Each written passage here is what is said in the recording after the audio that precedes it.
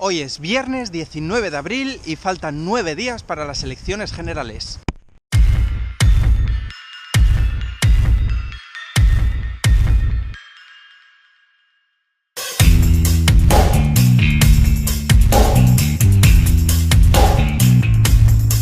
Muy buenas a todos, ¿qué tal estáis? Espero que bien, como siempre, aquí Div, un día más representando, y hoy vamos a hablar de política. Vivimos en un mundo muy manipulado por los medios de comunicación, y cuando digo medios de comunicación generalmente suelen ser televisiones o periódicos.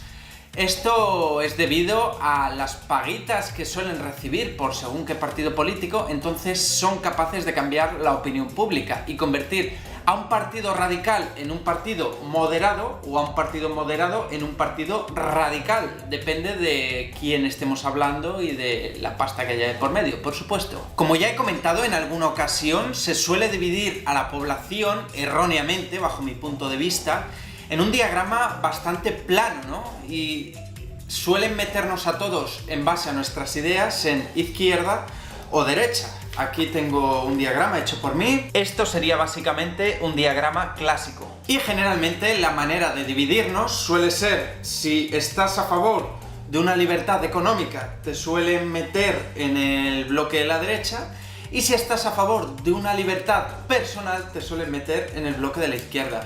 ¿Por qué digo que es erróneo? Porque esto da lugar a muchas discusiones, ¿no? Hay muchos temas que tratar, más que el tema económico y el tema social, y claro, es un poco erróneo, ya os digo, todo esto da lugar a discusiones muchas veces tontas de personas que a lo mejor piensan igual y cambia el pequeño factor de la religión, y entonces pues ya estamos metiendo a una persona en este bloque o en este otro, por ejemplo. O como es mi caso, ¿no? Yo me considero una persona liberal a nivel personal, que estaría por aquí, y liberal a nivel económico, que estaría por aquí, y no hay donde meterme. De todos modos, a los partidos políticos les interesa dividirnos en bloque de izquierda o bloque de derecha, porque somos mucho más fáciles de manipular así que si metemos otros parámetros. Por ejemplo, si miráis el programa del Partido Socialista, en la parte económica no vais a ver ni un solo número. Vais a ver, algunos suelto hay, por supuesto, pero vais a ver todo letra. ¿Por qué? Porque es un programa más social, ¿no? Más enfocado en vamos a defender a tal colectivo y a este otro colectivo y a este otro colectivo y a este otro colectivo, y no les interesa hablar de economía. ¿Por qué? Porque no tienen un programa económico. Una vez llegados a este punto, muchos os estaréis preguntando, bueno, Div, vale, supongamos que tienes razón, entonces, ¿tú qué propones? Pues yo propongo un diagrama de Nolan. El diagrama de Nolan está creado por un político americano en 1969 que se llama David Nolan, y divide a la población en conservador, que es la derecha, en progresista, que es la izquierda, en centro, en liberal y en totalitario. Este diagrama no interesa tanto fomentarlo porque a muchos se les acabaría el discurso. Aquellos que tienen el discurso de ¡que viene la derecha! ¡Que viene la derecha! Claro, ya tendrían que tener otro discurso, es ¡que viene la derecha! ¡El centro! ¡El liberal! ¡El totalitario! ¡Que vienen todos!, ¿no? Entonces, no sé, a mí me parece mucho más completo y mucho más correcto dividirnos así, puesto que todos podemos estar en cualquier parte del diagrama. Yo puedo estar aquí, o puedo estar aquí, o puedo estar aquí, o puedo estar aquí, o puedo estar aquí, o puedo estar aquí, o puedo estar aquí, o puedo estar aquí, o puedo estar aquí, o puedo estar aquí. Muchos os estaréis preguntando, vale, ¿y yo en qué punto estoy del diagrama? Porque está muy bien lo que estás contando, pero pongamos que tengo un 5 de libertad económica y un 7 de libertad personal. ¿Cómo sé que yo estoy aquí, o aquí, o aquí, ¿no?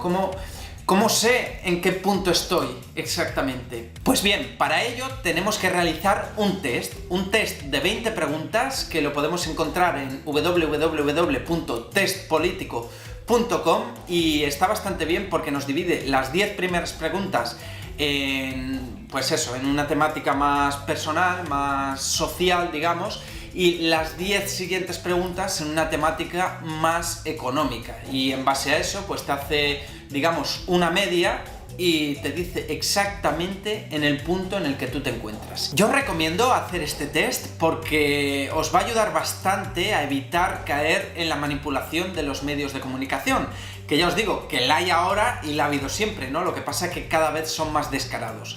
Entonces, si vosotros sabéis en qué punto estáis, sabéis exactamente lo que queréis, pues con la ayuda de luego los programas electorales os va a ser mucho más fácil votar que no que os digan este es bueno, vótalo, que este es el mejor partido, y a lo mejor no piensa exactamente igual que vosotros. Así que lo que yo voy a hacer ahora es proceder a hacer ese test para vosotros y que veáis pues mi ideología política, que yo no tengo ningún problema en decirlo o en que se vea aquí, vamos. Cuando entramos en la web nos hace una pequeña introducción de lo que os he ido contando yo hasta ahora y os dice: este test político le permite localizar su ideología en el diagrama de Nolan. El diagrama de Nolan va más allá de la tradicional y ambigua división entre izquierda y derecha, desdoblando el espectro político en dos dimensiones, la social y la económica. Descubra en unos pocos minutos su ubicación en el diagrama de Nolan realizando este sencillo test político de 20 preguntas. Pues ¡vamos allá! Vale, le damos a siguiente y te dice, por favor, responda a las 20 preguntas. Las 10 primeras preguntas le posicionarán en cuestiones sociales y las últimas 10 preguntas le posicionarán en cuestiones económicas. Vamos a comenzar. ¡Pam! Primera pregunta, libertad de expresión. Algunos individuos y medios de comunicación difunden con facilidad opiniones equivocadas con objetivos cuestionables. Y tenemos la primera afirmación que nos dice: debe prohibirse la difusión de opiniones equivocadas cuyo objetivo sea manipular y/o influenciar en los demás. Segunda afirmación: debe prohibirse la realización de apologías de ideologías extremas.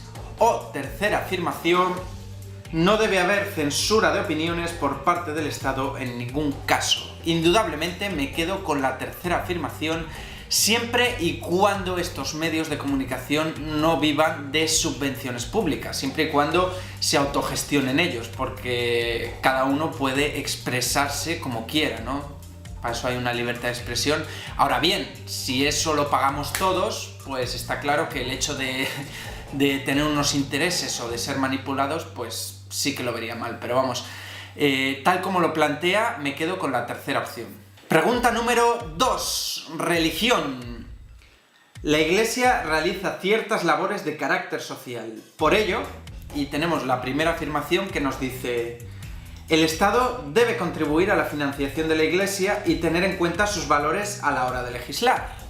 La segunda afirmación nos diría: el Estado debe ser aconfesional, aunque puede contribuir a la financiación de la Iglesia para sostener su labor social en colegios concertados, centros de asistencia, etc.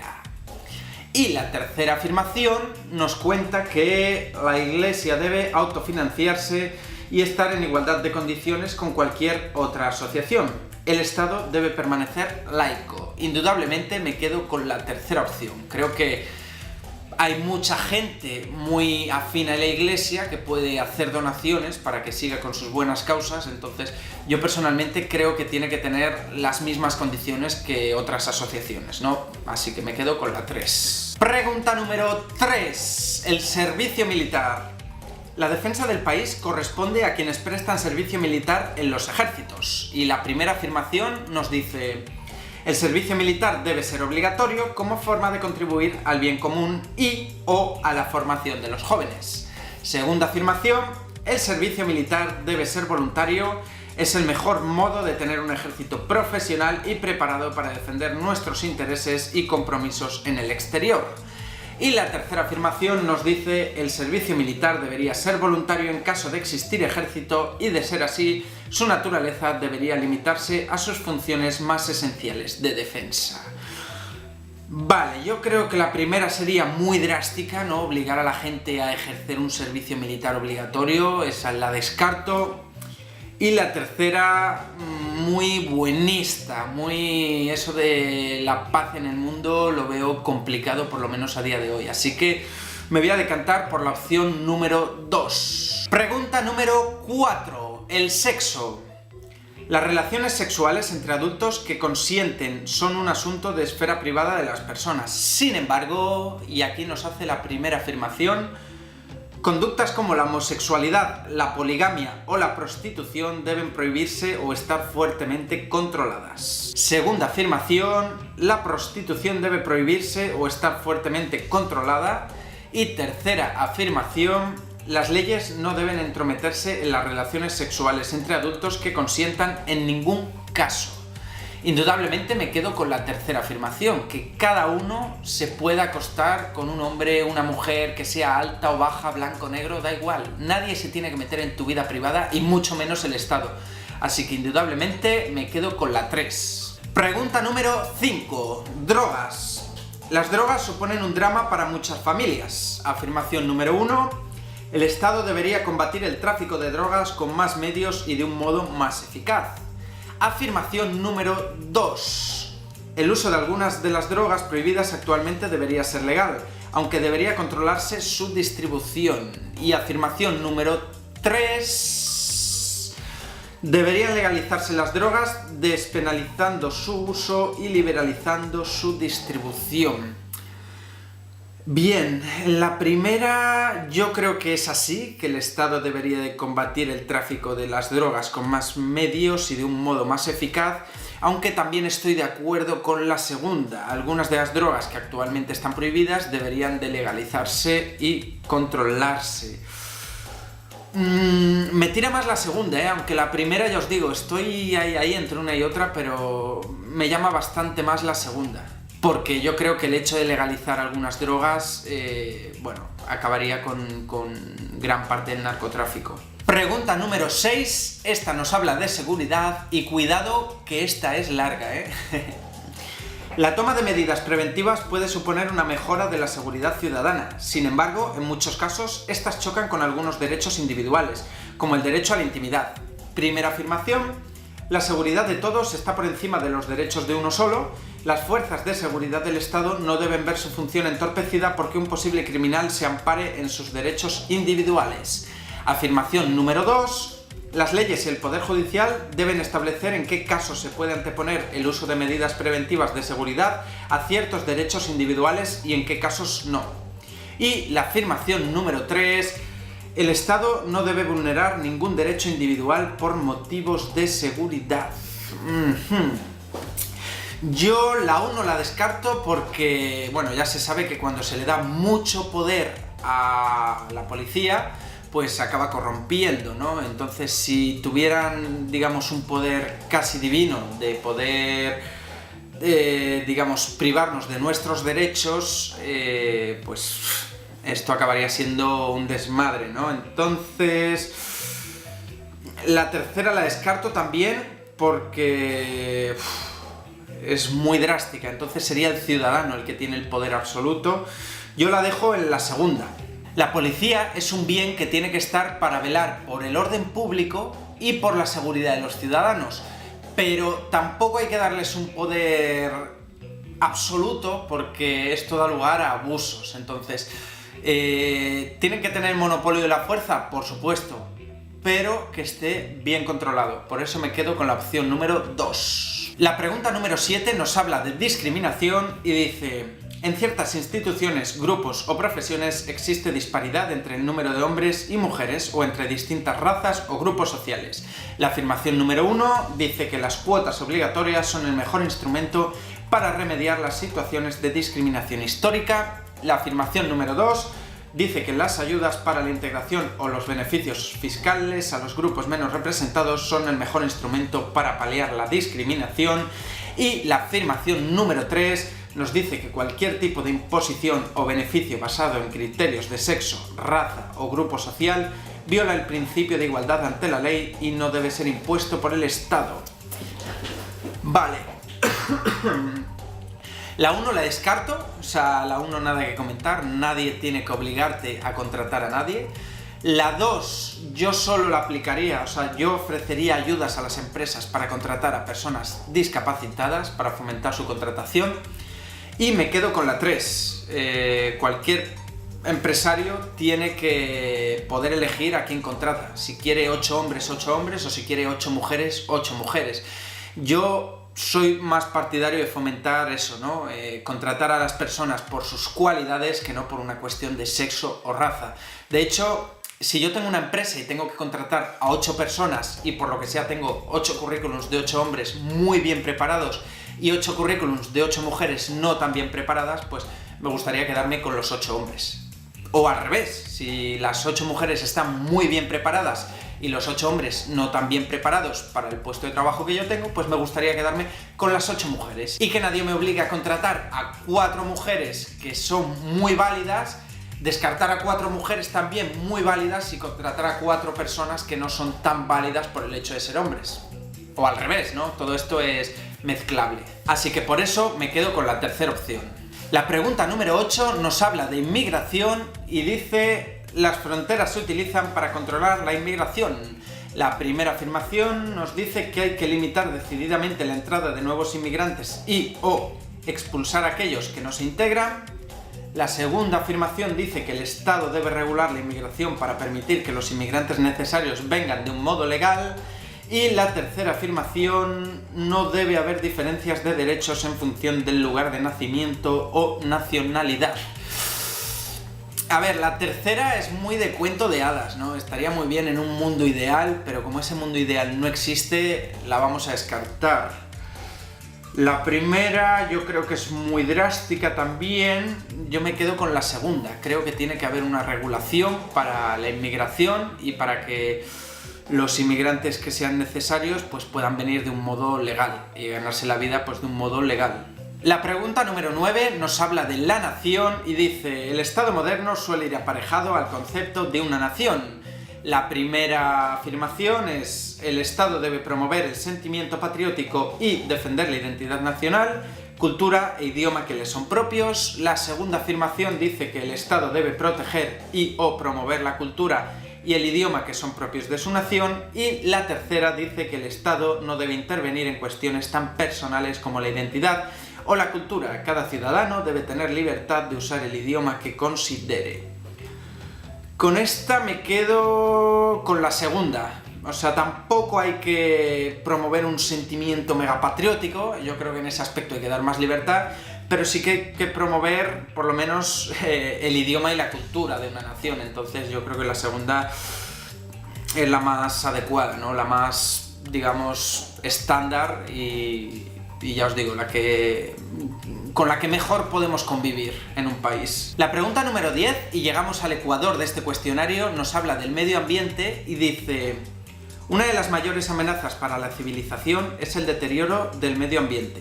La primera afirmación nos dice que las leyes deben obligar a contaminar menos, imponiendo estrictas limitaciones de contaminantes. La segunda afirmación dice que hay que promover las energías limpias mediante incentivos a aquellos que contaminen menos y cargas a los que contaminan más. Y la afirmación número 3 dice que se contaminaría menos si se estableciesen responsabilidades claras y derechos de propiedad bien definidos con respecto a la contaminación. A ver, yo me quedo con la segunda. Incentivar y promover que las empresas utilicen energías limpias, pero tampoco obligar, ¿no? La primera la descarto porque ya se hizo negocio con el diésel. Hace 10 años en España el Estado promovía el uso de vehículos diésel porque contaminaba menos y tal y cual, y la gente se gastaba un dinero y unos ahorros en comprar coches diésel, y resulta que ahora promueven justo lo contrario. Entonces se acabaría haciendo un negocio de esto. Y la última es que es muy complicado de llegar a conseguir, ¿no? Establecer responsabilidades claras de propiedad bien definidos estaría bien, pero ya os digo, es muy complicado y al final las empresas acabarían haciendo artimañas para evitar responsabilidades. Entonces creo que la segunda es la más adecuada, ¿no? Que cada uno sea libre de hacer lo que quiera, pero si haces las cosas bien, pues serás premiado, y si las haces mal, serás castigado. La pregunta número 11 nos habla de globalización y dice: la importación de bienes del extranjero puede ser limitada por el Estado mediante diversos instrumentos como los aranceles aduaneros, las prohibiciones o ciertas regulaciones. La afirmación número 1 nos cuenta que el Estado debe limitar la entrada de productos de otros países para favorecer a los productores nacionales. La afirmación número 2: el Estado debe limitar la entrada de productos del tercer mundo, ya que se producen con mano de obra barata. Y la afirmación número 3: el Estado no debe limitar el comercio internacional. Este debe ser libre y los aranceles deben reducirse o eliminarse. Yo sin duda me quedo con la tercera opción, puesto que, a ver, la primera, eso de favorecer a los productores nacionales, cuidado con eso, porque al final acaba bajando la calidad del producto. Dices, como yo soy el que te tiene que abastecer, pues te puedo entregar, por ejemplo, unas naranjas de mierda, ¿no? Porque como no hay competencia, entonces la primera la descarto. La segunda también la descarto porque al final es aislar a un país por el hecho de ser tercermundista. Imagino que mucha gente cuando le dicen esto piensa en Inditex y estas empresas que van allí porque es más barata la mano de obra.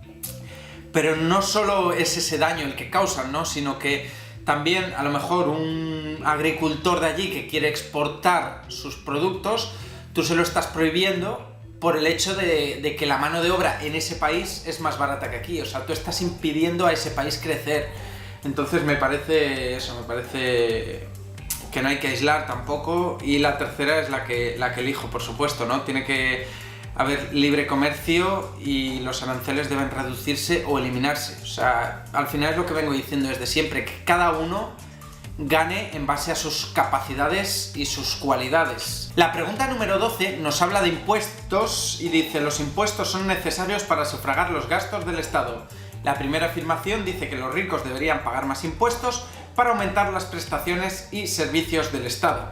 La segunda afirmación dice que los impuestos no deberían subir, deben ser los justos y necesarios para sufragar los gastos del Estado, y la tercera afirmación dice que los impuestos deberían reducirse, aunque para ello haya que recortar algunas prestaciones y servicios del Estado. La primera la descarto porque los ricos ya pagan más impuestos, ya que no es lo mismo el 15% de 1.000 euros que de 1.000.000.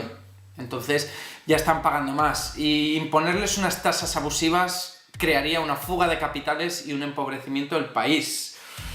Luego, la segunda, que dice que los impuestos deben ser justos y necesarios, estaría bien, pero claro, ¿qué son los gastos del Estado? Porque al final hay un montón de administraciones que no valen para nada, que están duplicadas, y esos son gastos del Estado. Entonces me quedo con la tercera opción: los impuestos deberían reducirse, aunque para ello haya que recortar algunas prestaciones y servicios del Estado. De hecho, ya comenté en otros vídeos que la curva de Laffer dice que bajando impuestos se recauda más, porque hay más gente, digamos, pagando. Entonces, ya os digo, mirároslo bien, Arthur Laffer, un economista americano, y es interesante. La pregunta número 13 nos habla de las pensiones y dice: las pensiones para la jubilación garantizan el bienestar cuando se llega a la tercera edad. La primera afirmación nos cuenta que las pensiones de jubilación deben ser gestionadas por el Estado con un sistema público de contribuciones obligatorias, lo que viene siendo la seguridad social. La segunda afirmación dice que las pensiones de jubilación deben estar garantizadas por el Estado con algún tipo de modelo mixto que pueda conjugar un sistema público y planes privados. Y la tercera afirmación dice que las pensiones de jubilación son un asunto de ahorro y planificación individual. El Estado no debe exigir contribuciones obligatorias a un sistema público. Bien, la primera opción, que es en la cual nos encontramos ahora, estamos viendo que no es sostenible, o sea, no es algo viable pensando en el futuro. Entonces me quedo con la segunda opción. O sea, pensiones garantizadas a través de un modelo mixto que pueda justificar y conjugar un sistema público y un sistema privado de cada uno, ¿no? Entonces, creo que es la mejor opción para garantizar las pensiones futuras, porque si no, al final nos tendríamos que ir a la tercera, y es que cada uno se busque la vida. La pregunta número 14 nos habla de solidaridad y dice: los pobres y necesitados dependen de la solidaridad del resto de la sociedad. La primera afirmación dice que el Estado debe encargarse de eliminar o reducir la desigualdad y la pobreza en la sociedad. La segunda afirmación dice que el Estado debe gestionar la ayuda y asistencia adecuada a los necesitados, independientemente de que las instituciones privadas de caridad puedan complementarla voluntariamente. Y la tercera opción dice que las instituciones privadas de caridad deben de ser las principales canalizadoras de solidaridad de la sociedad.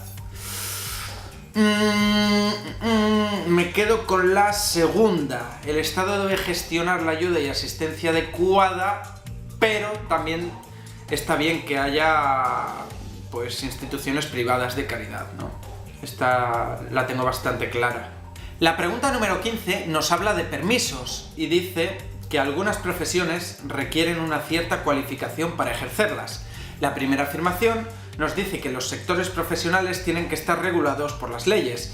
El ejercicio de las profesiones cualificadas debe de requerir las oportunas licencias y permisos otorgadas en cada caso por el órgano competente del Estado. La segunda afirmación dice que los sectores profesionales deben estar regulados por organismos independientes, como los colegios profesionales. Los profesionales cualificados deben colegiarse en ellos, ya que la supervisión garantiza la calidad de sus servicios.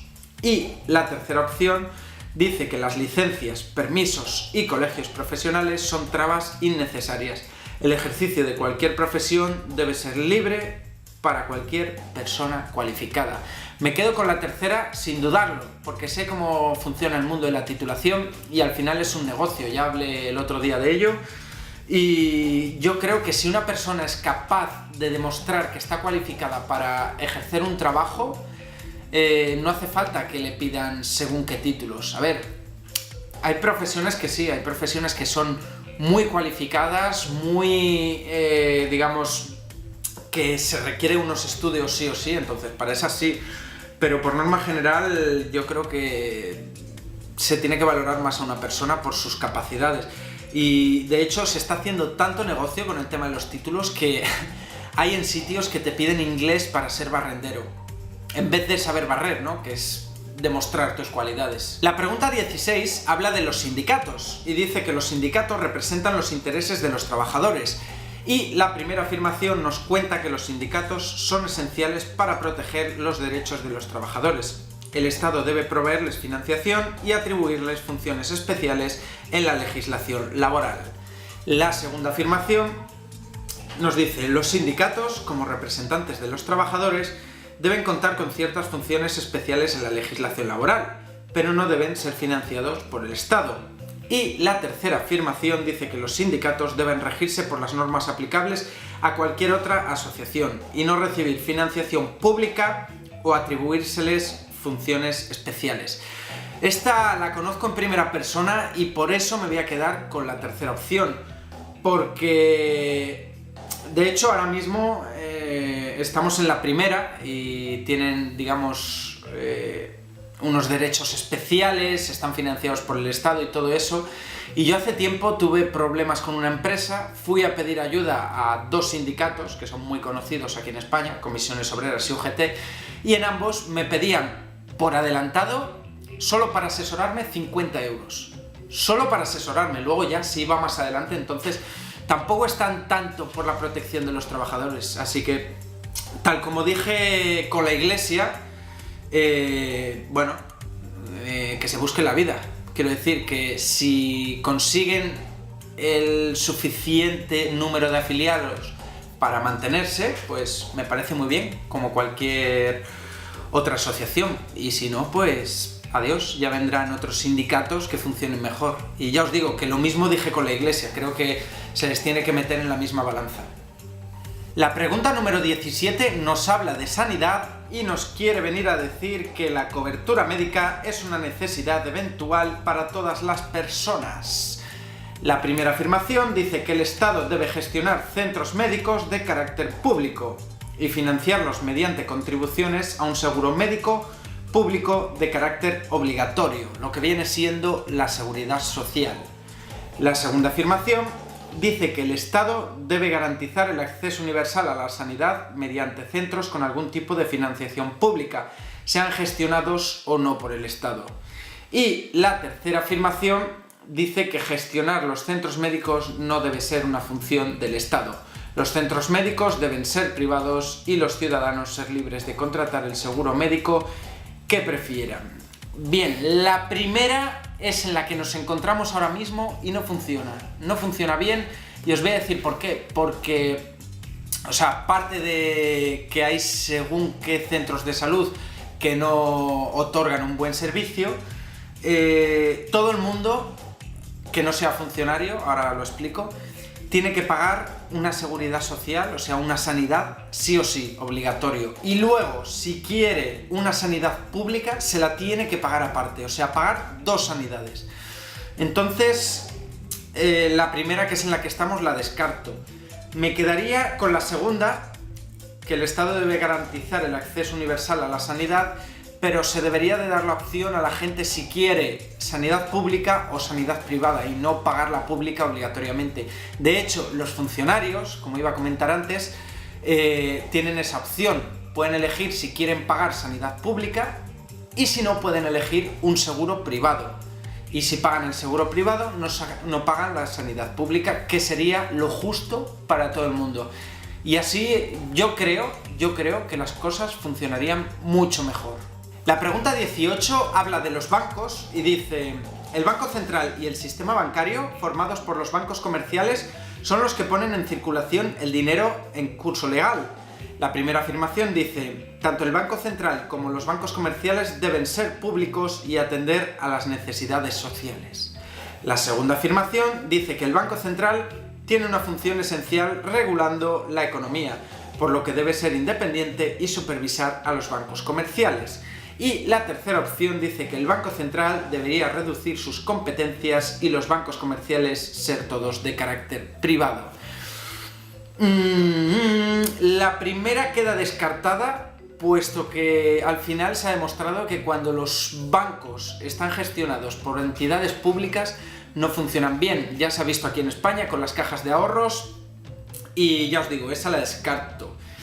Y la tercera la descarto también porque al final, cuando tú le dejas una libertad absoluta a un banco, acaba abusando de sus clientes porque no tiene nadie que le controle. Entonces yo me quedaría con la segunda.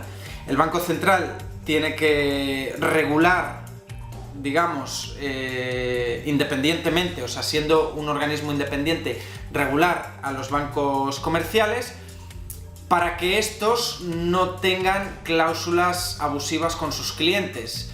Pero digamos que los bancos comerciales deben ser totalmente privados, porque ya os digo, funcionan mejor, están en mejores manos, y cuando realizan alguna gestión fuera de la ley es mucho más fácil meterles mano y pillarles, porque cuando es el Estado el que gestiona un banco y el Estado abusa de su poder, ¿quién le mete mano?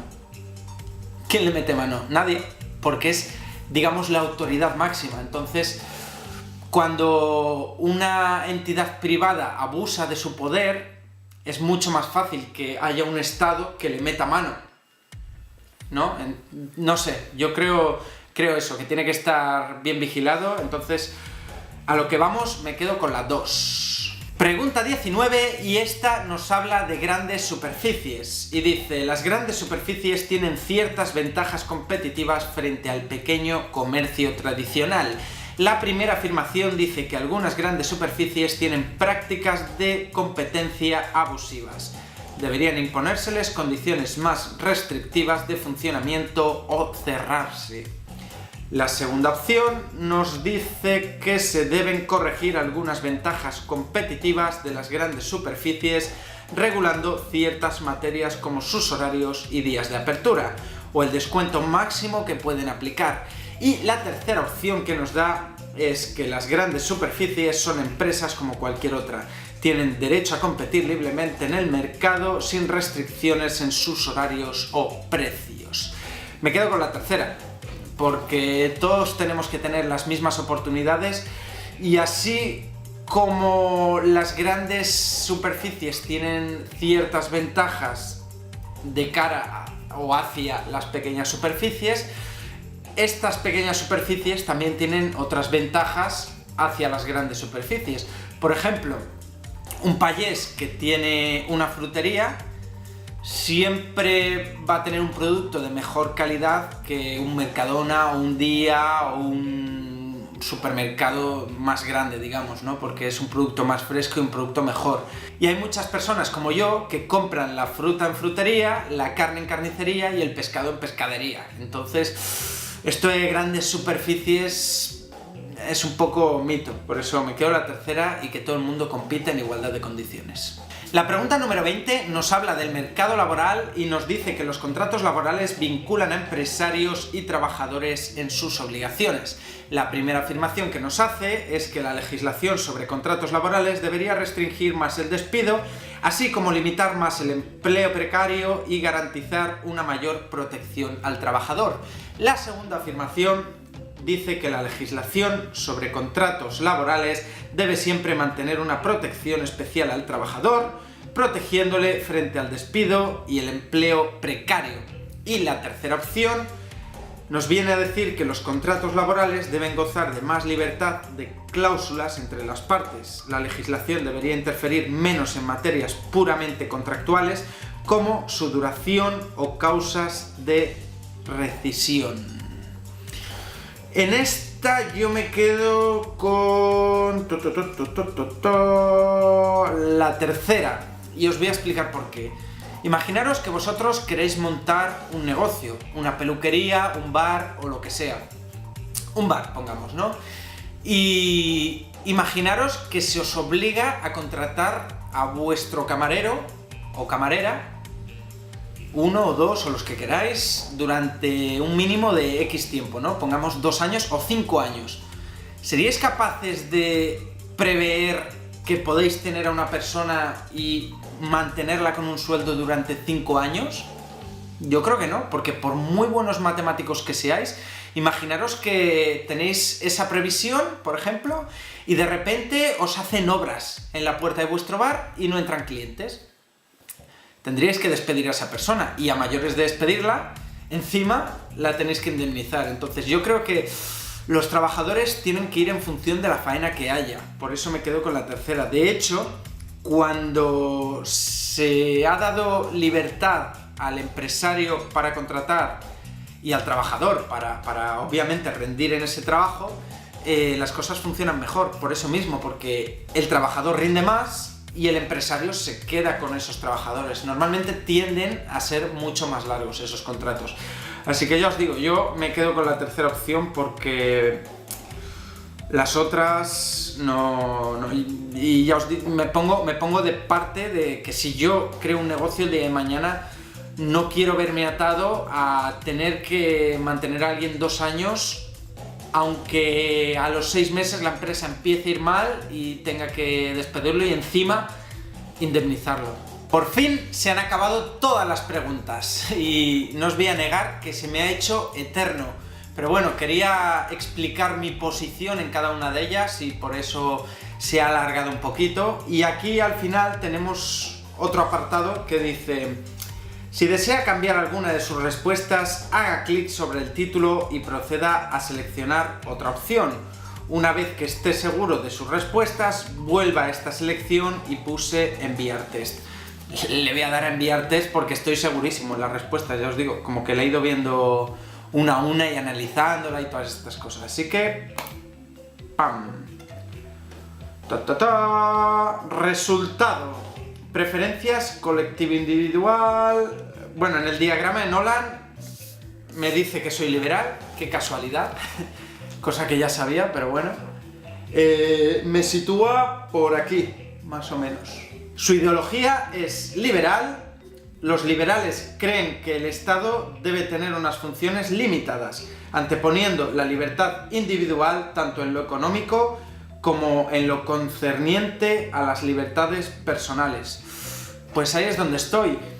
Luego me salen una serie de partidos, pero esto hay que tener cuidado con ello porque no están actualizados, están en referencia a las anteriores elecciones, digamos, y me sale que el partido más cercano a mí es el Partido Libertario, luego UPyD, luego el PP, luego el PSOE y luego Podemos, el más lejano.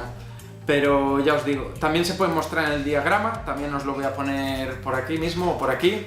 Como veis, no están ni Vox ni Ciudadanos y ya os digo, está bien para utilizarlo y haceros una idea de la ideología política que tenéis, pero luego para elegir a la hora a quién votar, lo mejor es leer el programa electoral, que ya os digo que esto no está actualizado. A lo mejor el PP no está en un punto tan conservador como te lo marca aquí, o el PSOE no está en un punto digamos, tan centrista como te lo marca aquí. Entonces, lo mejor es eso.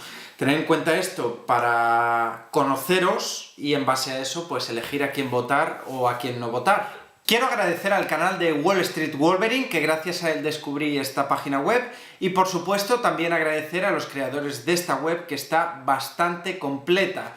También deciros que las respuestas que he ido dando son, digamos, un poco dadas en base al país en el que vivo, que es España. Seguramente si viviera en otro país, alguna respuesta cambiaría porque sería un sistema totalmente diferente. Entonces hay que tener eso en cuenta también. Y ya me voy a ir despidiendo, que esto se está alargando mucho, así que espero que os haya gustado. Si es así, dejaros un buen like, dejadme aquí abajo en los comentarios a ver qué os sale a vosotros, y hasta el próximo vídeo. ¡Adiós!